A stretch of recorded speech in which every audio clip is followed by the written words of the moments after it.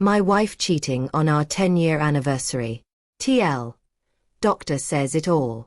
My 35M. Wife, 35F. And I were married 10 years ago yesterday. She has been working on a big project for the last few months. The last 4 weeks or so she has been putting in extra time, staying late going in early, to finish up by deadline. This is a career maker for her. I work construction. With the rain we have crazy hours trying to make up time that we missed. So I work 12 hours on the days it's nice, sometimes a little longer.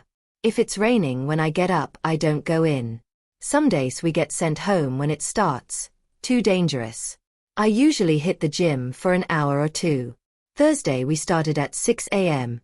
Mid-morning starts to rain hard. We go home. I go to the gym as usual. I cut the workout short and head downtown to see wife Megan, to give her flowers and make plans for dinner that night if possible.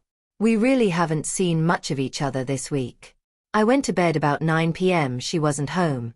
Called earlier me she is working late. Not unusual for past month. I stopped and got some flowers and went into her building about 12:30. Nicole was at the receptionist desk. I told her I got here later than I wanted. Could she put the flowers on Megan's desk? She said, I don't think they went to lunch yet, why not drop them off yourself? She buzzed the door to get back to the offices. The place was deserted. I went to her office. The door was closed. I always walk in unless the receptionist tells me she is in a meeting. I walk in, some guy is standing behind her nuzzling her neck. She is reaching back over his head. She is giggling only as she can, saying, we got to get this done. I am gut punched. I slammed the flowers down, said, happy anniversary, and walked out. I didn't hear what she said, just went past Nicole, said goodbye and left. Made it to elevators and out the building, then my phone started ringing. I bawled my eyes out all the way home. Went into garage, pulled my camping gear out of the rafters and took off. I drove about 2 hours to a state park. I had no idea what to do. I just had to run. I hiked a trail we have been on in the past, about a 3-hour hike. I don't drink much, so I had no booze. I just sat there thinking. Looking back, I am glad I was in a rush. Normally I bring a 45 calories. With me camping, we have black bears, which generally scare off, but get aggressive if hungry or cubs around. The way I was feeling, I might have ate the barrel that night. My phone was blowing up from Megan, so I had turned it off. I left the park to get reception, turned it on to see my good friend called. I called him back. He said Megan called him to check on me, make sure I didn't do anything stupid. We talked a bit, told him I got to think this through, would catch up on Friday. So while I am thinking about this, I go over our marriage from the beginning to see what I missed. We come from completely opposite backgrounds. My grandfather raised me with my mom. He taught me about life. He had a little saying about everything. He told me marriage would be the hardest job I ever had. You had to work on it every day. God, I miss him. We did not have much, heard mom and grandpa having many discussions about bills. They worked hard and my brother and I did not miss out on anything we knew of. Megan was born into money. Not overly rich but very comfortable. Went to a great college, always great clothes, new car, etc. And she is beautiful, 11/10 beautiful. I would joke with her if she coughed about the silver spoon getting stuck in her throat. We met, hit off, started dating. I was dumbfounded how such a woman would ever be with me. We dated quite a while before she told me about her parents and lifestyle. Our friends called us the model couple, because they thought we were so good looking we had to be models. Families were not as kind, afraid of the differences economically would come into play. Her dad and I started to get along, but my mom took some convincing. She graduates, gets her first job. We plan on getting married. We work out between us that we would expose each other to our lives that we live. I took her whitewater rafting, she took me to the symphony, we went ziplining, we went to an art opening, etc. We agreed we had to experience the other's interests. She was really enthused about the more physical things we did. I kinda like the symphony and such. I own 2 tuxes now. I look back and do not see any red flags. Her first 2 jobs she quit because the men all tried to get in her pants. She was paraded out in front for photo ops. Invited to conferences when other newbies were not. At dinner at a conference, a partner tried to get her drunk, then tried to force himself into her room that night. She quit. The next job the same thing. Quit again. This third job has women as some of the partners, and none of that BS is in her workplace. She seems very happy. We seemed very happy. So now, Friday, I am home. I called her. Asked where she was. Back at work. I, being in a smartass mood, said that the marriage is taking second place to her job. She responded, since I would not talk, what was she to do? Fair enough. She will be home in an hour. So I wait. I want to save our marriage. If I am lacking in providing, then I want to fix it. I want to ask why, of course, but I cannot accept a IDK answer. How do I phrase this? What else should I be asking? I know I will get all emotional and forget everything, so over the next few days we will be going over and over this. What she did is wrong, but please no degrading comments. She is still my wife. Thank you in advance.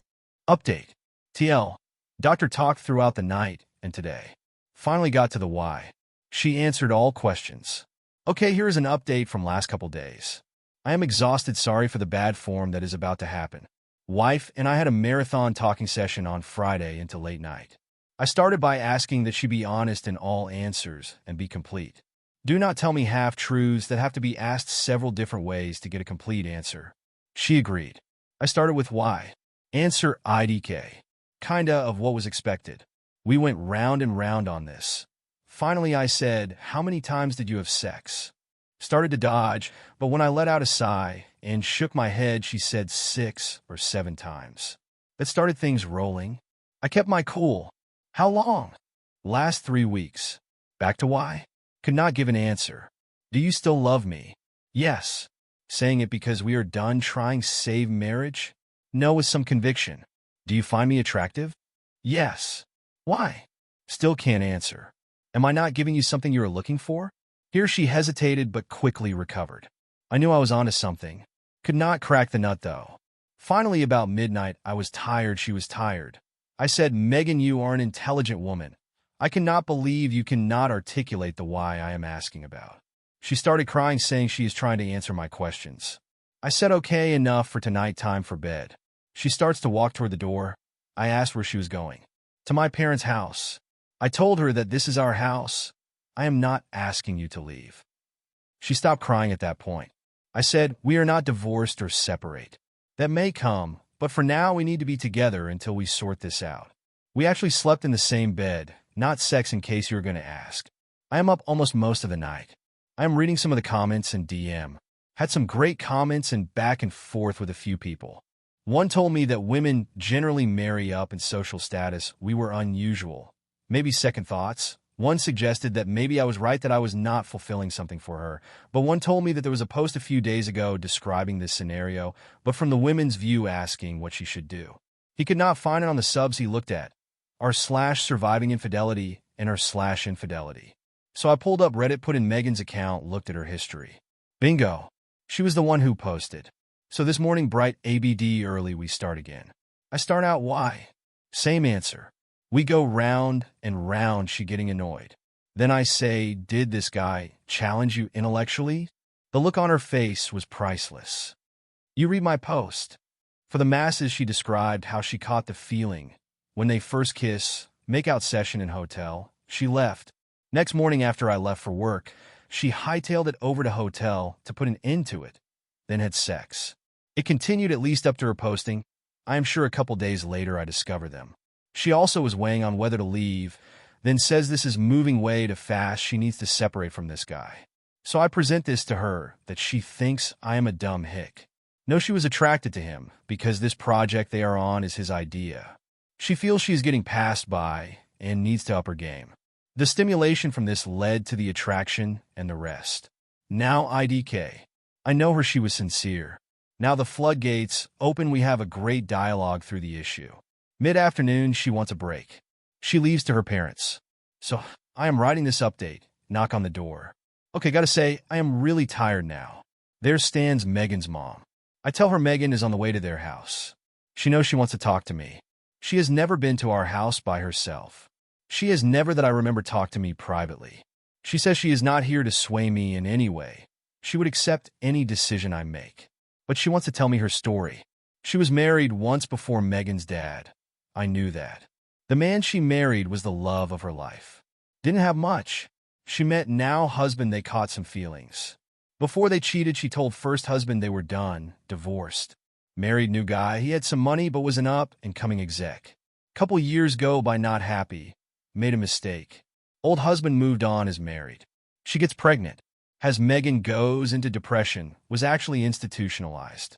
2 years later pregnant with brother, repeat cycle. Couple years later sister is born, repeat.